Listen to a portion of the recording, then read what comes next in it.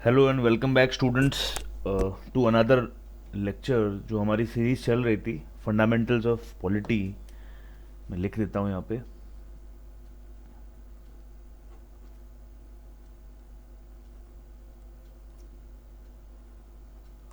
Of polity, इसकी जो lecture series चल रही थी उसके अगले लेक्चर में आप सभी का स्वागत है। थोड़ा सा फॉर्मल इंट्रोडक्शन हो गया, बट अब इस लेक्चर के अंदर हम आगे बढ़ेंगे, ठीक है। तो हमने लास्ट लेक्चर के अंदर जो बहुत ही बेसिक इंट्रोडक्शन है वो हमने देखा। एक बार फुल स्क्रीन कर लेते हैं ताकि कोई डिस्टरबेंस ना हो, ठीक है। तो अब हमने लास्ट लेक्चर के अंदर जो इंट्रोडक्शन देखा, एक बार देख लेते हैं लास्ट लेक्चर क्या था, उससे पता लग जाएगा आपको। इसके अंदर हमने बेसिक्स ऑफ पॉलिटी की बात करी, कॉन्स्टिट्यूशन, कॉन्स्टिट्यूशनल लॉ। हमने एक बात करी कि एक सिस्टम होता है, उस सिस्टम को पढ़ना ही पॉलिटी को पढ़ना है। जो इंडिया का जो सिस्टम है या किसी भी कंट्री का जो सिस्टम होता है, उस सिस्टम को पढ़ना ही क्या है, पॉलिटी है, ठीक है। अब उस सिस्टम के अलग अलग पार्ट है भाई। कहीं पे सेंट्रल गवर्नमेंट है, स्टेट गवर्नमेंट है, ठीक है। फिर मैंने आपको बताया कि भाई जो ऑर्गन्स ऑफ द स्टेट होते हैं वो तीन ऑर्गन्स होते हैं basically, legislature, executive and judiciary. ये देखिए, ये सबसे बेसिक चीज़ है। मतलब जैसे मैं इसको बिल्कुल हाईलाइट कर लेता हूँ। पेन का है, पेन का कलर इंसर्ट नहीं, होम, चलो जो भी है। तो ये जो बेसिक है, बिल्कुल बेसिक है ये वाली चीज़ जो है।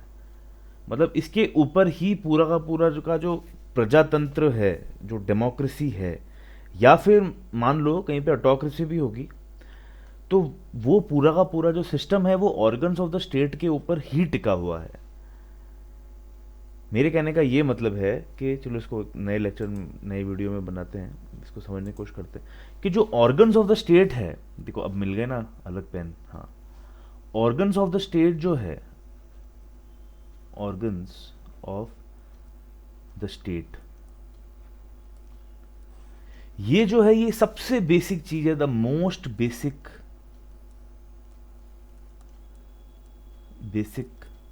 Concept of polity. इस कॉन्सेप्ट के ऊपर ही बेस्ड है पूरा का पूरा कॉन्स्टिट्यूशन, पूरा का पूरा जो सिस्टम है वो इसी के ऊपर बेस्ड है। तो मैंने आपको बताया था कि इसके अंदर तीन पार्ट्स हैं, ऑर्गन्स ऑफ द स्टेट तीन पार्ट्स हैं। पहला है लेजिस्लेचर, दूसरा है एग्जीक्यूटिव और तीसरा है जुडिशरी। जब मैं बात कर रहा था लेजिस्लेचर की, तब मैंने बताया था कि इंडिया के अंदर लेजिस्लेचर जो है, लेजिस्लेचर का मतलब होता है law making body, law making body. अब लॉ कैसे बनाते हैं ये मैं आपको बाद में बताऊंगा, लेकिन पहले हम इस पूरी बेसिक चीज को समझने की कोशिश करते हैं, ठीक है। Organs of the state, state का मतलब हो गया कंट्री, बिल्कुल सिंपल भाषा में समझा जाए तो कंट्री या नेशन, इसको स्टेट बोलते हैं। और जो वो स्टेट्स आते हैं वो एमपी, राजस्थान, गुजरात, ये अलग स्टेट्स हैं, ठीक है।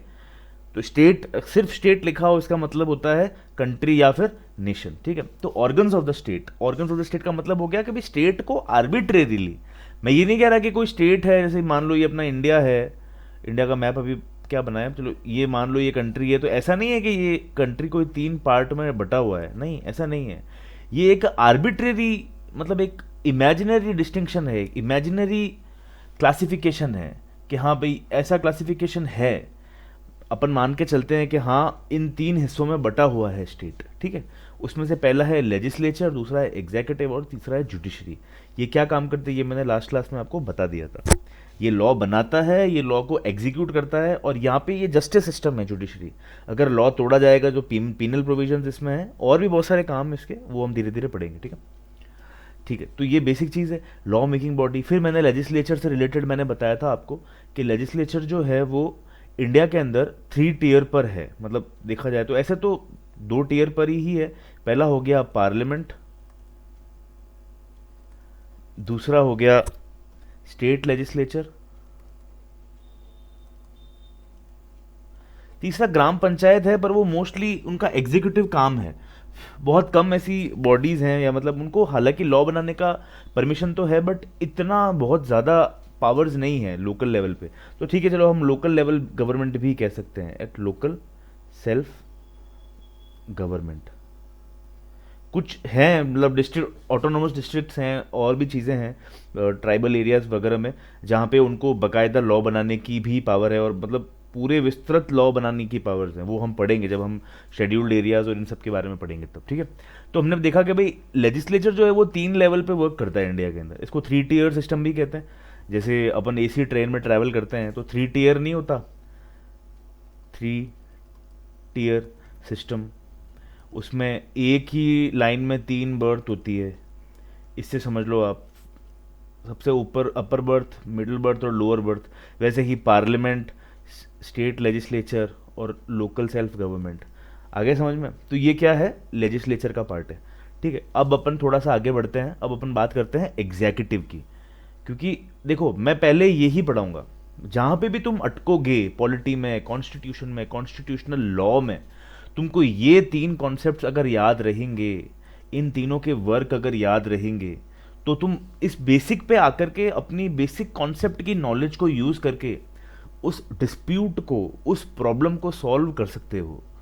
मैं बताऊंगा आगे। देखो इसमें theory of separation of powers भी आता है, इनकी पावर्स के बीच में कॉन्फ्लिक्ट भी होता है लेजिस्लेचर और एग्जीक्यूटिव की, जिसको जुडिशरी सॉल्व करता है। बहुत सारे ऐसे केसेस हैं जहाँ पे जुडिशरी ने लेजिस्लेटिव और एग्जीक्यूटिव की पावर्स के बीच में एक दीवार बना के रखी है, जिसे हम सेपरेशन ऑफ पावर्स भी कहते हैं। बहुत सारे ऐसे केसेस हैं जहाँ पे एग्जीक्यूटिव को ज़्यादा पावर दी है, बहुत सारे ऐसे केसेस हैं जहाँ पे लेजिस्लेचर को ज़्यादा पावर मिली है। तो वो सारी चीज़ें आपको समझ में तब आएगी जब आप इस बेसिक कॉन्सेप्ट को समझेंगे कि इन तीनों के फंक्शंस क्या क्या हैं। ओके, ठीक है। तो हम अब आगे बढ़ते हैं। अगला है एग्जीक्यूटिव।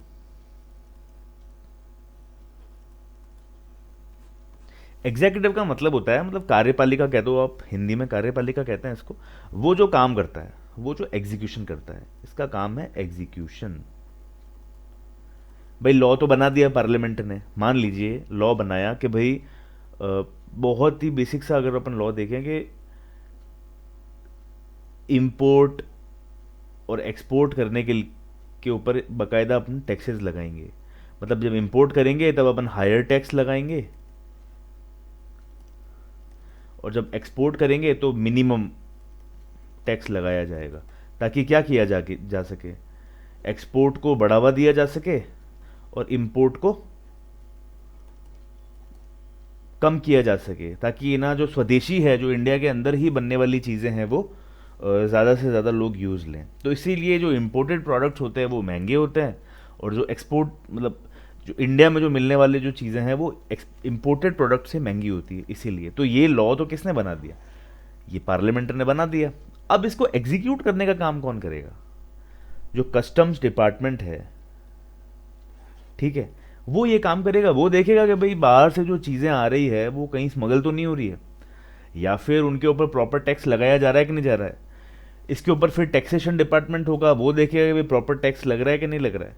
फिर मॉनिटरिंग भी होगी, पुलिस भी लगाई जाएगी बंदरगाह पे, एयरपोर्ट्स पे, जो चेक करेगी कि भाई इंपोर्ट गलत तरीके से होके तो नहीं आ रहा है। जो आ रहा है अपना शिप लेकर के, उसके पास में प्रॉपर रिसीट है कि नहीं है, समझ रहे हो, उसके पास में प्रॉपर लाइसेंस है कि नहीं है, उसके पास में अथॉरिटी है या नहीं है, क्या वो प्रोडक्ट कहीं इंडिया में प्रोहिबिटेड तो नहीं है। तो ये सारा काम किसने करा, ये काम करा एग्जीक्यूटिव ने। लॉ तो बनाया पार्लियामेंट ने, काम कौन करवाएगा उस लॉ को, एग्जीक्यूटिव कराएगा, ठीक है। तो अगर बहुत ही बेसिक सेंस में समझा जाए तो एग्जीक्यूटिव के 2 पार्ट होते हैं। पहला होता है टेम्पररी एग्जीक्यूटिव,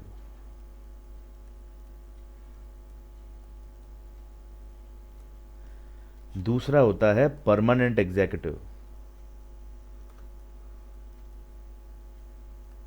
टेम्पररी एग्जीक्यूटिव का मतलब हो गया जो परमानेंट नहीं है। अब ये होते कौन कौन है, देखो आपने एक टर्म सुनी होगी मिनिस्टर, फिर आपने सुना होगा काउंसिल ऑफ मिनिस्टर्स,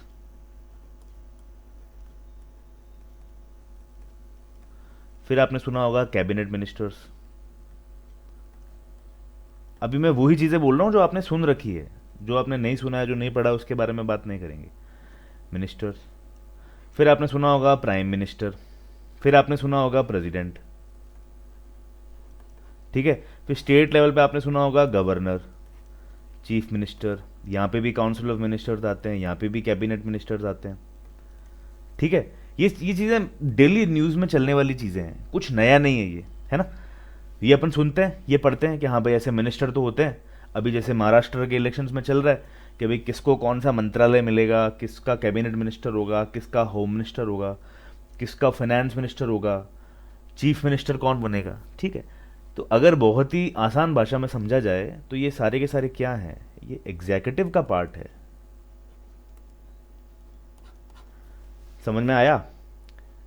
अभी तो कंफ्यूज हो जाओगे आप कि यार अपन ने पहले पढ़ा था कि भाई मेंबर ऑफ पार्लियामेंट जो होता है वो तो होता है लेजिस्लेचर का पार्ट, और ये सारे मेंबर ऑफ पार्लियामेंट्स ही तो हैं, तो फिर ये एग्जीक्यूटिव कैसे हो गए। इस डाउट को अभी अपने दिमाग में बिल्कुल साइड के कोने के अंदर ऐसे एक्सट्रीक साइन लगा करके रख दो। इसको मैं अगले 15 मिनट में सॉल्व कर दूंगा, और ये आपके लाइफ टाइम काम आने वाला है। बहुत सारे पॉलिटी के स्टूडेंट्स को नहीं पता होता ये कि एग्जीक्यूटिव और लेजिस्लेचर में डिफरेंस क्या है आखिरकार, ठीक है। तो ये सारे क्या हैं, ये सारे के सारे एग्जीक्यूटिव हैं। ये एक्चुअल वर्क करते हैं। जो लॉ बनाया गया है, मान लीजिए टैक्सेशन का लॉ बना, जो जीएसटी का लॉ बना, उसको फंक्शन में लाने का काम कौन करेगा? ये मिनिस्टर्स ही तो करेंगे भाई। फाइनेंस मिनिस्टर जो है, एफएम जो है, वो ही तो करेंगे डिसाइड बैठ करके अलग अलग स्टेट्स के मिनिस्टर्स के साथ में कि जीएसटी की रेट कितनी लगाई जाए, 5% लगाई जाए, 18% लगाई जाए, या 28% लगाई जाए।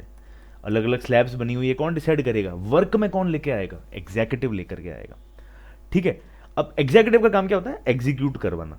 अभी अपन देखेंगे इसको और आगे समझेंगे कि ये कैसे अलग है मेंबर ऑफ पार्लियामेंट से। अच्छा, परमानेंट एग्जीक्यूटिव कुछ भी नहीं होता। जो भी हमारी गवर्नमेंट की मशीनरी है जो एग्ज़ाम से सिलेक्ट होकर के जाती है, या फिर उनको डायरेक्ट लेटरल एंट्री से बैठाया जाता है, वो सारे के सारे परमानेंट एग्जीक्यूटिव्स हैं। इनका फिक्स, टेम्प्रेरी वालों का फिक्स टाइम पीरियड होता है भाई, 5 साल होता है, कहीं पे 3 साल भी हो सकता है, अलग अलग है, डिपेंड करता है गवर्नमेंट कब तक चलती है। परमानेंट एग्जीक्यूटिव जो आईएएस ऑफिसर्स हैं, आईआरएस ऑफिसर्स हैं, आईपीएस ऑफिसर्स हैं, या फिर बी ग्रेड सर्विस हैं, या फिर सी ग्रेड सर्विस हैं, ठीक है। ये सारे के सारे किसमें है? परमानेंट एग्जीक्यूटिव के पार्ट होते हैं भाई। जो भी दफ्तरशाही का पार्ट है, परमानेंटली एग्जाम से सेलेक्ट होकर के जा रहा है, वो क्या है? परमानेंट एग्जीक्यूटिव का पार्ट है, ठीक है। तो ये अपन ने देखा टेम्पररी और परमानेंट एग्जीक्यूटिव में क्या डिफरेंस है। अब अपन बात करते हैं कि भाई अपना जो मेंबर ऑफ पार्लियामेंट जो होता है, अभी जो इस चीज़ को ना अगले 10 मिनट ना अपने दिमाग को बिल्कुल खाली कर दो और इस चीज़ को समझने की कोशिश करो। देखो, पार्लियामेंट के अंदर 2 हाउस होते हैं, राज्यसभा, लोकसभा। इसके मेंबर को क्या कहा जाता है? Member of Rajya Sabha. इसके मेंबर को कहा जाता है मेंबर ऑफ लोकसभा। इन दोनों को कहा जाता है मेंबर ऑफ पार्लियामेंट, ठीक है। ये किसका पार्ट था? ये पार्ट था लेजिस्लेचर का। अभी मैंने बताया आपको कि ये मिनिस्टर्स हैं, काउंसिल ऑफ मिनिस्टर्स हैं, कैबिनेट मिनिस्टर्स हैं, ये सारे किसका पार्ट होते हैं? एग्जीक्यूटिव का। अब देखिए ये एग्जीक्यूटिव कैसे निकाला जाता है इंडिया के अंदर, ठीक है। तो क्या होता है, जैसे मान लीजिए ये लोकसभा है, लोकसभा के अंदर लगभग 543 मेंबर्स होते हैं। ऐसे 545 होते हैं, बट ठीक है 543 मेंबर्स होते हैं। इसके अंदर से लगभग 273 के ऊपर, देख लो आप, 272 के ऊपर क्या हो जाएगी? मेजोरिटी तय हो जाएगी। 272 सीटें जो लेकर के आ गया वो गवर्नमेंट बना लेगा, ठीक है। तो एक पार्टी, मान लो जैसे अभी बीजेपी पावर में, या 2019 के अंदर जैसे बीजेपी पावर में थी, इनके पास में लगभग 303 सीटें आई थी, ठीक है, 2019 में। 303 सीटों के अंदर तो बहुत ही कंफर्टेबल गवर्नमेंट बन जाएगी, पूर्ण बहुमत से गवर्नमेंट बन गई, ठीक है। अब इन्होंने क्या करा? इन्होंने बोला कि भाई हम तो क्या करेंगे, अपना अपना पूर्ण बहुमत सिद्ध करेंगे। ये सब कैसे होता है ये मैं बताऊंगा आपको। बहुमत कैसे सिद्ध होता है, कौन सी पार्टी गवर्नमेंट बनाएगी, प्रेसिडेंट किसको बुलाएगा, ये सब अपन पढ़ेंगे कॉन्स्टिट्यूशन में। पर अभी अपन एग्जीक्यूटिव और लेजिस्लेचर के बीच का डिफरेंस समझ रहे हैं, ठीक है। तो क्या हुआ, जैसे इन्होंने पहले मिलकर के क्या करा, गवर्नमेंट बना ली भाई, अपना पीएम बना लिया, और फिर क्या बना लिया? मिनिस्टर्स बना लिए। 1 2 3 काफ़ी सारे मिनिस्टर्स होते हैं, ठीक है। तो इंडिया में क्या होता है, इंडिया में जो लेजिस्लेचर है, ये लेजिस्लेचर है, इस लेजिस्लेचर के अंदर से ही एक छोटा सा पार्ट निकाला जाता है और इसे क्या संभलाया जाता है, एग्जीक्यूटिव। समझ रहे हैं आप? जैसे जो पार्लियामेंट के जो मेंबर्स थे, भाई इसके 250 मेंबर्स थे, 250 होते हैं राज्यसभा के, इसके लगभग 545 हो गए या 543 हो गए, इनमें से ही निकाल करके क्या बनाया जाएगा, एग्जीक्यूटिव बनाया जाएगा। ठीक है, इंडिया के अंदर ये बिल्कुल लॉ है, यूएस में अलग है, ये मैं पढ़ाऊंगा आपको, लेकिन इंडिया के अंदर जो एग्जीक्यूटिव होगा वो इन्हीं में से चुन करके आएगा, या तो वो राज्यसभा का मेंबर होगा या लोकसभा का मेंबर होगा। एग्जीक्यूटिव का मतलब हो गया हमारे जो मिनिस्टर्स होते हैं, जो टेम्पररी एग्जीक्यूटिव है, ठीक है, या तो राज्यसभा होगा या फिर लोकसभा का मेंबर होगा। तो इसीलिए इंडिया में बोला जाता है, and it's a very well known sentence, इसको मैं येलो से लिखता हूं कि executive is the baby of the legislature. Legislature में से ही एग्जीक्यूटिव को निकाला जा रहा है, अलग से एक एग्जीक्यूटिव एजेंसी को नहीं बनाया जा रहा है। ठीक है, कोई और कंट्री में बनाते होंगे भाई, अपने यहाँ पे तो नहीं बना रहे। जो अगर किसी को भी बना दिया जाए, जैसे मान लीजिए किसी को भी मुझे बना दे भाई, मोदी जी बोले कि भाई अभिनव जी आप आओ और आपका जो बहुत बढ़िया है यार, नॉलेज बहुत अच्छा है और आप आओ और हमारे एजुकेशन मिनिस्टर बनो, तो मुझे एजुकेशन मिनिस्टर बनने के बाद में 6 महीने के अंदर अंदर सदस्यता लेनी होगी। 6 मंथ्स तक वर्क कर सकते हैं। आप देखते होंगे बहुत बार भाई, जैसे किसी को भी, जैसे एस जयशंकर को बनाया था भाई, ये तो रिटायर्ड फॉरेन सर्वेंट है, फॉरेन सिविल सर्वेंट है भाई, IFS है, इंडियन फॉरेन सर्विस से आए हुए हैं, और उनको बना दिया था फॉरेन एक्सटर्नल अफेयर्स मिनिस्टर। फिर बाद में राज्यसभा से उनको चूज करके बनाया गया, राइट। तो ये देखा होगा आपने, बहुत जगह होता है, बहुत बार होता है कि भाई किसी को भी बना दिया, क्या पता कल मुझे ही बना दे, और फिर मुझे क्या करना पड़ेगा, 6 मंथ्स के अंदर अपनी मेंबरशिप को प्रूव करना पड़ेगा। अब वो राज्यसभा से करूं या लोकसभा से करूं, वो मेरा आउटलुक है। ठीक है, तो ये समझ में आ गया, executive is the baby of the legislature. ये चीज यूनियन लेवल पे भी वर्क करती है, यूनियन का मतलब सेंट्रल गवर्नमेंट, और ये चीज स्टेट लेवल पे भी वर्क करती है। स्टेट का मतलब स्टेट गवर्नमेंट जो है, राइट। बहुत ही बेसिक सी चीज़ है, ये समझ में आ गई होगी आपको एग्जीक्यूटिव के बारे में। तो ठीक है, अभी तक हमने क्या क्या पढ़ा, अभी तक हमने ये देखा कि भाई एग्जीक्यूटिव जो होता है वो 2 टाइप का होता है। पहला होता है टेम्पररी एग्जीक्यूटिव, दूसरा होता है परमानेंट एग्जीक्यूटिव। जो भी ऑफिसर्स वगैरह होते हैं ये होते हैं परमानेंट एग्जीक्यूटिव।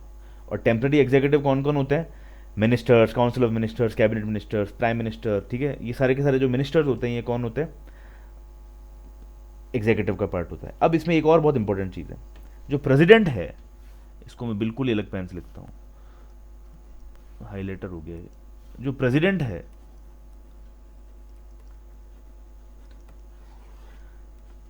और जो स्टेट लेवल पे जो गवर्नर है, ठीक है, इनको बोला जाता है head of the executive.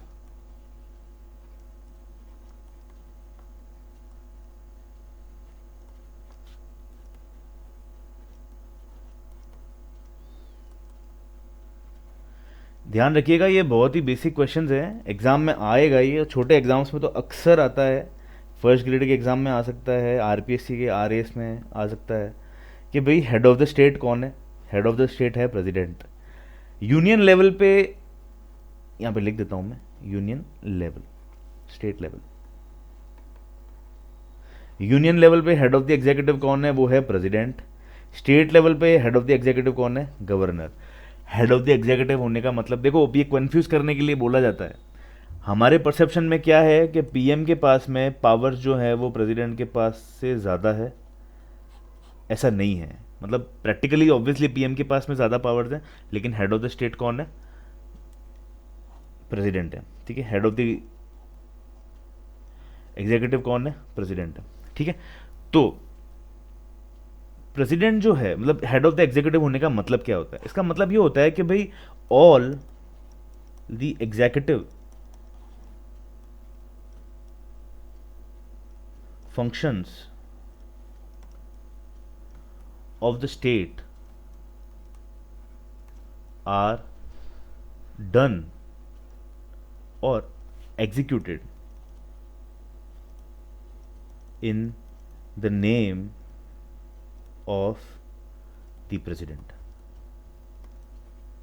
Sign किसका चलेगा? प्रेसिडेंट का चलेगा। भाई मेन फेस कौन होगा? जब दो देशों की वार्ता होती है, अभी तो जैसे मोदी जी मिलने जाते हैं पुतिन से, वो मीट तो है, मैं मानता हूं, लेकिन जब हेड ऑफ द स्टेट्स मिलेंगे तो वहां पे कौन मिलेगा? प्रेसिडेंट मिलने जाएंगे दूसरे हेड ऑफ द स्टेट से।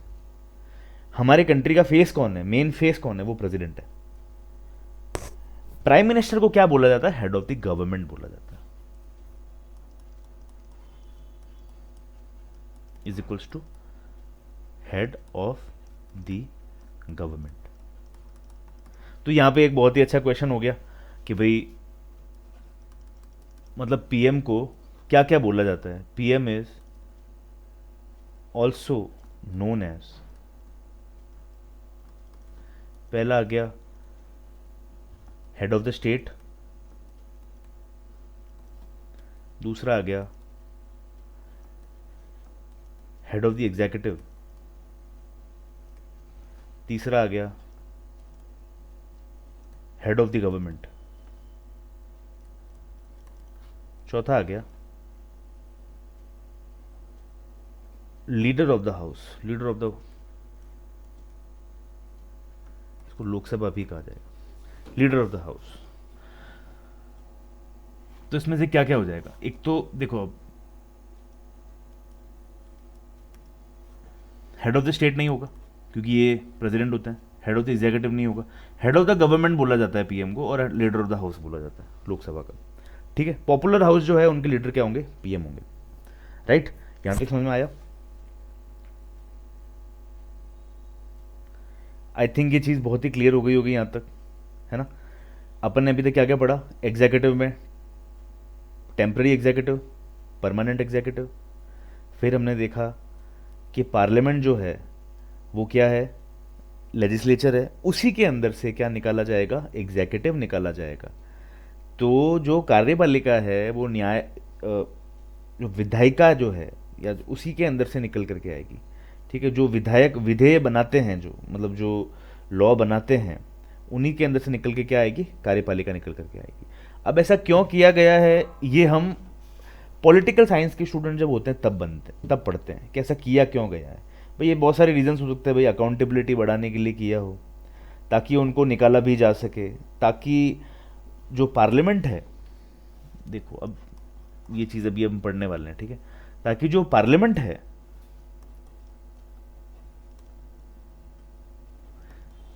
पार्लियामेंट का एक कंट्रोल रह सके। किसके ऊपर? एग्जीक्यूटिव के ऊपर।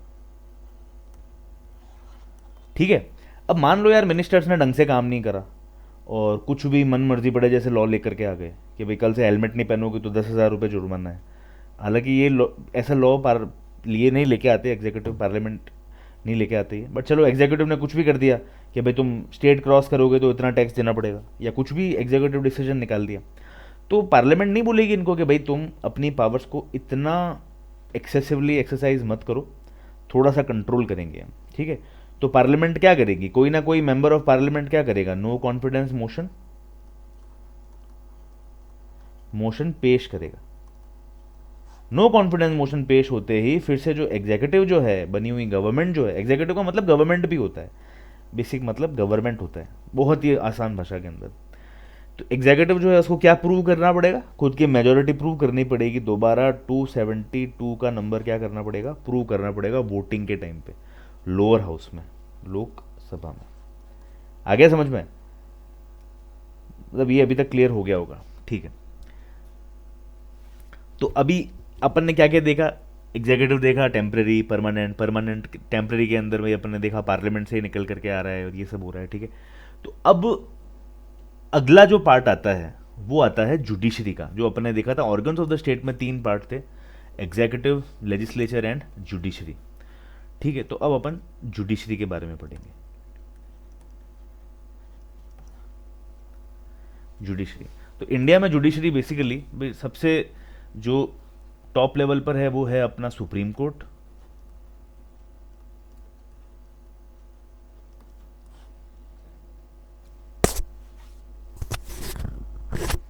सुप्रीम कोर्ट के बाद में स्टेट लेवल पे आता है हाई कोर्ट, फिर बिल्कुल बेसिक जो ट्रायल लेवल पे आता है वो आता है सबऑर्डिनेट कोर्ट्स।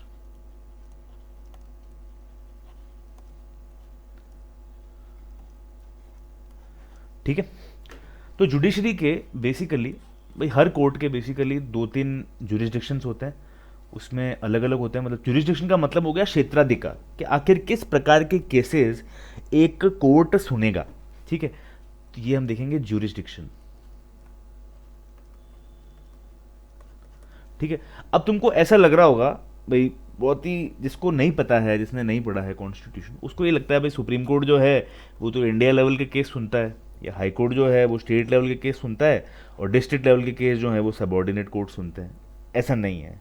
ठीक है, मैं आपको समझाता हूँ कि एक्चुअल में ये सिस्टम वर्क कैसे करता है।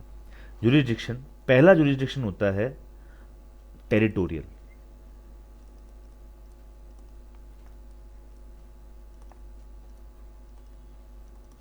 टेरिटोरियल जुरिस्डिक्शन हो गया भाई किसके एरिया में कौन सा कोर्ट काम करेगा। ठीक है, दूसरा होता है पिक्यूनरी। पिक्यूनरी जुरिस्डिक्शन, कि भाई कौन से कोर्ट के पास में कितने पैसे तक का केस सुनने का अधिकार है। तीसरा होता है ओरिजिनल जुरिस्डिक्शन। ओरिजिनल जुरिस्डिक्शन का मतलब होता है कि भाई वो केस सबसे पहले उसी कोर्ट के पास जाएगा। चौथा होता है एक्सक्लूसिव जुरिस्डिक्शन।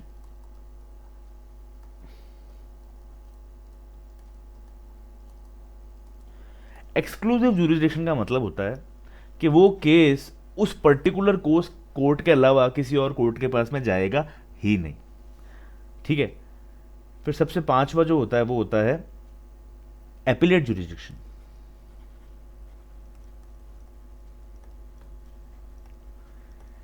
एपिलेट जुरिस्डिक्शन का मतलब होता है कि भाई अपील के थ्रू केसेस जाएंगे एक कोर्ट के पास में। ठीक है, और वो उस कोर्ट को ओरिजिनली, उस केस को ओरिजिनली नहीं सुन सकता है। चलो इसको ना एग्जांपल से समझने की कोशिश करते हैं। ठीक है, जैसे मान लो कि भाई एक बंदा है ए, इसने बी का मर्डर कर दिया। ठीक है भाई, क्राइम करा है और इसकी सज़ा भी है। ठीक है, इसकी सज़ा हम आईपीसी के अंदर पढ़ते हैं, अभी चेंज हो गया है, वो न्याय संहिता हो गया है। ठीक है, तो ए ने बी का मर्डर करा। अब कोई बोले कि भाई मैं तो इस केस को लेके जाऊंगा हाई कोर्ट में, तो कलर चेंज कर देते हैं यार, ये बहुत माथाफोड़ी है। ठीक है, कोई बोले कि मैं तो ना इस केस को लेके जाऊंगा हाई कोर्ट में, क्यों? क्योंकि यार हाई कोर्ट तो पावरफुल है और मेरे को न्याय क्या मिलेगा, जल्दी मिलेगा। कोई बोलेगा नहीं नहीं, मैं तो उसको लेके जाऊंगा सुप्रीम कोर्ट में, क्यों? क्योंकि सुप्रीम कोर्ट तो हाई कोर्ट से ज़्यादा पावरफुल है और मुझे न्याय मिलेगा। ऐसा नहीं होता है रियल लाइफ में। ठीक है, इस केस को कहाँ लेके जाना पड़ेगा? सेशन कोर्ट में।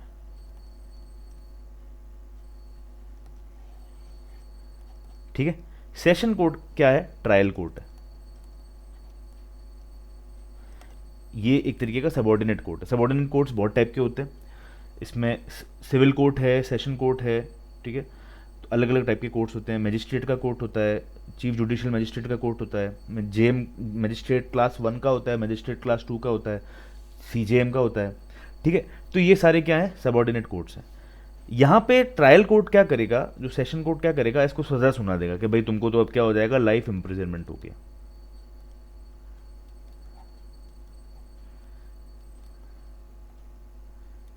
क्या सुना दिया? लाइफ इम्प्रिजनमेंट सुना दिया कि भाई अब तुम क्या करो, जिंदगी भर चक्की पीसो कि तुमने बी को मारा है।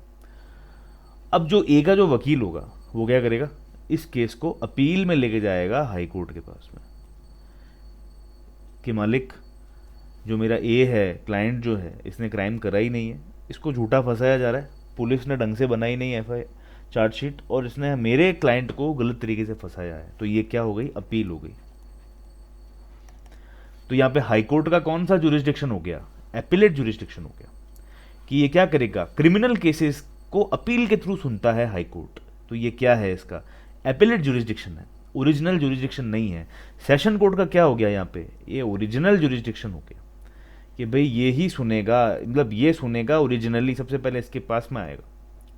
ठीक है, पिक्यूनरी की बात तो रेवेन्यू मैटर्स में होती है, वो आप यहाँ पे हम नहीं करेंगे। तो ये गया यहाँ पे, हाई कोर्ट ने भी बोला कि नहीं भाई हम तो इसको क्या करेंगे, रिवर्स नहीं करेंगे। फिर बंदा अगर ये हाई कोर्ट अलाउ करता है तो वापस कहाँ जाएगा, सुप्रीम कोर्ट के पास में जाएगा। तो सुप्रीम कोर्ट के पास में दोबारा क्या हो गया, एपिलेट जुरिस्डिक्शन हो गया।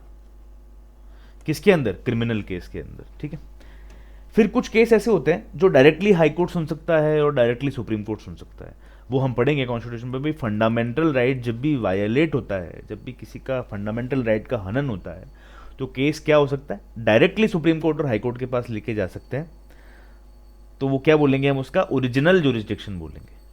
ओरिजिनल जुरिस्डिक्शन डायरेक्टली लेके जा सकते हैं, ठीक है। वो फिर कुछ केसेस में ओरिजिनल एक्सक्लूसिव जुरिस्डिक्शन भी हो सकता है, क्योंकि जो इंटरनेशनल वाले जो मैटर हो गए वहाँ पे सुप्रीम कोर्ट का, प्री कॉन्स्टिट्यूशनल मैटर्स जो भी हो गए वो क्या होंगे, ओरिजिनल भी होंगे और एक्सक्लूसिव भी होंगे। किसके, सुप्रीम कोर्ट के प्री कॉन्स्टिट्यूशनल मैटर्स जो हैं, ठीक है। कॉन्स्टिट्यूशन के पहले के जो मैटर्स हैं वो कौन सुनेगा, वो सुप्रीम कोर्ट सुनेगा, है ना। तो ये हमने देखा जुरिस्डिक्शन क्या क्या होता है, जुडिशरी कैसे वर्क करती है, supreme court, high court and subordinate court. अभी हम बिल्कुल बेसिक पढ़ रहे हैं। ये जब मैं आपको बकायदा आर्टिकल वाइज और चैप्टर वाइज पढ़ाऊंगा कॉन्स्टिट्यूशन, तो दोबारा पढ़ाऊंगा ये सारी चीज़ें, ठीक है। तो अभी हमने देखा, आज हमने क्या क्या देखा, एग्जीक्यूटिव देखा, आज हमने देखा एग्जीक्यूटिव, एग्जीक्यूटिव के बाद देखा जुडिशरी, ठीक है। अब इसको क्लास को यहाँ पे करते हैं over with a very brief revision of the class. और नेक्स्ट क्लास में हम सेपरेशन ऑफ पावर्स के बारे में पढ़ेंगे कि आखिर इन तीनों की पावर्स को सेपरेट करके कैसे रखा हुआ है। और फिर हम आगे बढ़ते जाएंगे जो basic natural course of events है उसके थ्रू। तो हमने देखा कि भाई सबसे इंपॉर्टेंट चीज़ तो हमने देखी ऑर्गन्स ऑफ द स्टेट्स। इसके अंदर अपन ने लेजिस्लेचर, एग्जीक्यूटिव, जुडिशरी देखा। फिर हमने देखा कि भाई लेजिस्लेचर जो है वो पार्लियामेंट होता है स्टेट लेवल पे, फिर स्टेट लेजिस्लेटिव असेंबली है, फिर होता है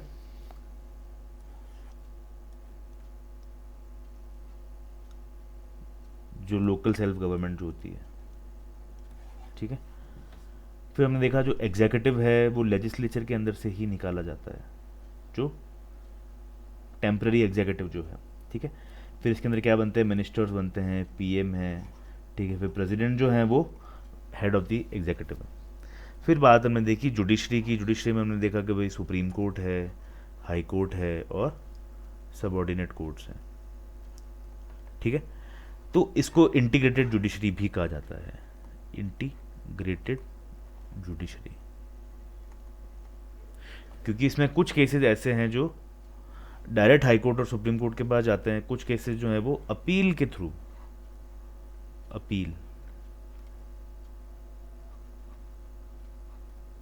अपील के थ्रू सबऑर्डिनेट कोर्ट से हाई कोर्ट, हाई कोर्ट से सुप्रीम कोर्ट, और यहां पे क्या जाएंगे, ओरिजिनली, ठीक है। तो ये हमने देखा कि भाई ये 3 ऑर्गन्स ऑफ द स्टेट है, ये बहुत ही बेसिक चीज़ है। अब जो ये ऑर्गन्स ऑफ द स्टेट के अंदर इतने सारे आर्टिकल्स कवर हो जाएंगे कि आप खुद बोलोगे कि हाँ सर आपने बहुत सारे आर्टिकल्स इसमें बहुत बेसिक वे में पढ़ा दिए। देखो मैं ना आपको कॉन्स्टिट्यूशन खोल करके बताता हूँ। थोड़ा सा वीडियो लंबा हो गया है बट ये वाला जो लास्ट के 2 मिनट हैं ये आपको बहुत हेल्प करने वाले हैं, ठीक है। तो अपने कॉन्स्टिट्यूशन स्टार्ट तो यूनियन एंड इट्स टेरिटरी से, फिर सिटीजनशिप आता है, फिर फंडामेंटल राइट्स आता है, फिर डीपीएस फंडामेंटल ड्यूटीज आता है, डीपीएस पे आता है, फिर फंडामेंटल ड्यूटीज आता है, फिर बात स्टार्ट होता है द यूनियन, ठीक है। तो यूनियन के अंदर देखो सबसे पहले चैप्टर 1 क्या है, एग्जीक्यूटिव है। ये देखिए यहाँ पे चैप्टर 1 क्या है, एग्जीक्यूटिव। फिर एग्जीक्यूटिव में क्या क्या आ गया, एग्जीक्यूटिव में the president and vice president, फिर आ गया काउंसिल ऑफ मिनिस्टर्स, फिर अटॉर्नी जनरल ऑफ इंडिया, ठीक है। तो इसको ना अब हम थोड़ा सा वो उसमें बना लेते हैं कि भाई अपने क्या क्या पढ़ेंगे, ठीक है। तो देखो जब अपन ने यूनियन पढ़ा, यूनियन के अंदर भाई चैप्टर 1 क्या हो गया,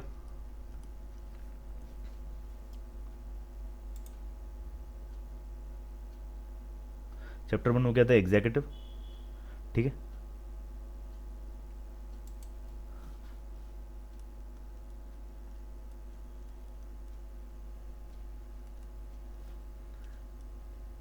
चैप्टर 2 क्या हो गया, अंडरस्टूड है। चैप्टर 2 आप समझ जाओगे। एग्जीक्यूटिव में अलग अलग पार्ट आ गए। एग्जीक्यूटिव के अंदर आ गया प्रेसिडेंट एंड वाइस प्रेसिडेंट, फिर आ गया council of ministers, council of minister के बाद में अटॉर्नी जनरल ऑफ इंडिया, ठीक है। फिर चैप्टर 2 आ गया पार्लियामेंट,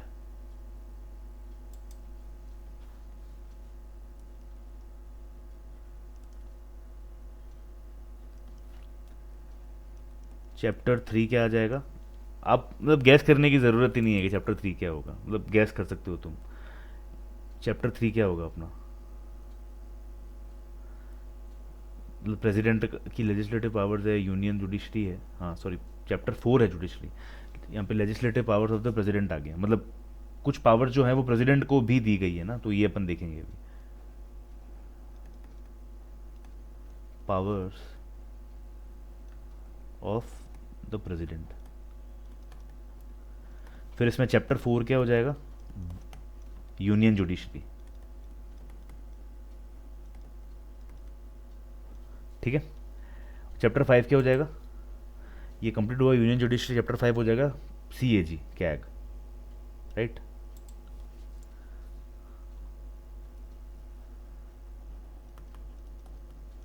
सी ए जी, ये हो गया यूनियन पे। फिर बात करते हैं स्टेट पे। स्टेट लेवल पे बात करेंगे तो चैप्टर 1 क्या होगा? सेम होगा भाई, स्टेट एग्जीक्यूटिव। स्टेट का वही जनरल आ जाएगा तो फिर एग्जीक्यूटिव आ जाएगा। ठीक है, यहाँ पे इसने जनरल बात करी नहीं है। चैप्टर 1 जो है वो सीधा ही एग्जीक्यूटिव दे दिया है, लेकिन यहाँ पे स्टेट लेवल पे क्या करेगा ये?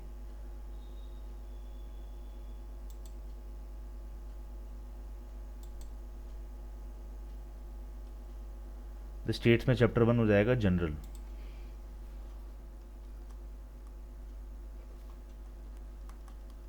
चैप्टर 2, चैप्टर 2 हो जाएगा द एग्जीक्यूटिव। चैप्टर 3 हो जाएगा स्टेट लेजिस्लेचर। चैप्टर 4 क्या हो जाएगा? भाई लेजिस्लेचर आ गया तो फिर क्या आएगी? Legislative power of the governor, फिर high courts in the states. ये चैप्टर 5 हो जाएगा। आगे समझ में, मतलब ये सेम चीज़ें ही आ जाएगी। ये इधर जनरल आ गया, फिर इसका एग्जीक्यूटिव आ गया। ठीक है, चैप्टर 3 क्या हो जाएगा? एग्जीक्यूटिव के बाद में legislative powers of the governor आ जाएगा। ठीक है, चैप्टर 4 क्या आ जाएगा? स्टेट जुडिशरी का मतलब हाई कोर्ट्स।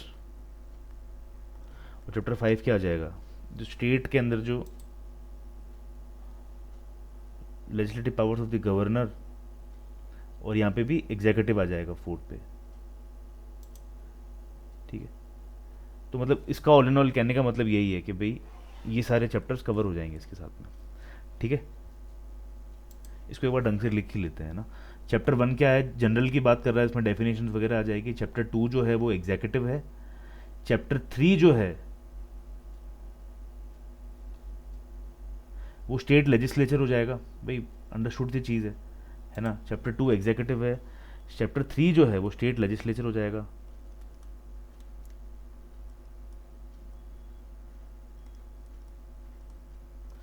चैप्टर 4 जो है, मैंने ये गलत बता दिया आपको, चैप्टर 4 जो है वो क्या हो जाएगा? Legislative power of the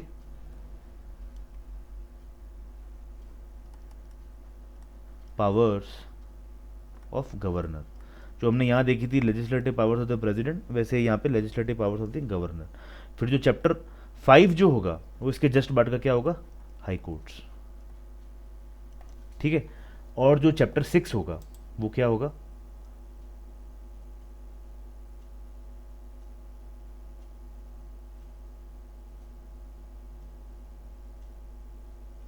subordinate courts. मतलब फिर इसके आगे और भी है, 7 है वो ओमिट हो चुका है।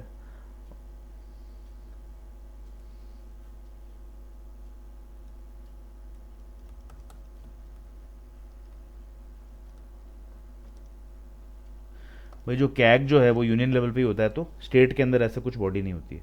तो यहाँ पे क्या आ जाएगा? सबॉर्डिनेट कोर्ट्स आ जाएगा। ये अपन अभी देखा था। तो ये जुडिशरी के अंदर जो नीचे का जो पार्ट होता है सबॉर्डिनेट कोर्ट्स, ये क्या हो जाएंगे? तो आप देखोगे कि भाई ऑल इन ऑल हो क्या रहा है। मैंने आपको जो पढ़ाया है कुछ अपने मन से नहीं पढ़ा है। ये सब कहाँ दिया हुआ है? ये सब दिया हुआ है कॉन्स्टिट्यूशन के अंदर, और वहीं से पढ़ा रहा हूँ मैं आपको। ठीक है, स्टेट की बात हो गई, यूनियन की बात हो गई, स्टेट की बात हो गई, जुडिशरी की भी बात हो गई। अब अपन नेक्स्ट क्लास में पढ़ेंगे इससे आगे। आई होप ये वीडियो आपको समझ में आया होगा। और देखो यहाँ पे ये थोड़ा कंफ्यूजिंग भी है, मैं भी कंफ्यूज हो गया इन चैप्टर्स के अंदर। तो इनको अब हम ढंग से देखेंगे जब भी नेक्स्ट टाइम पढ़ेंगे, बिकॉज इसके थ्रू आर्टिकल्स याद किए जाते हैं और समझे जाते हैं। ठीक है, so thank you very much इस वीडियो को सुनने के लिए, अगर आप एंड तक पहुँचे हो इस वीडियो में तो। और इसको हम कंप्लीट करेंगे और आगे बढ़ते चलेंगे। ठीक है, thank you very much. Okay.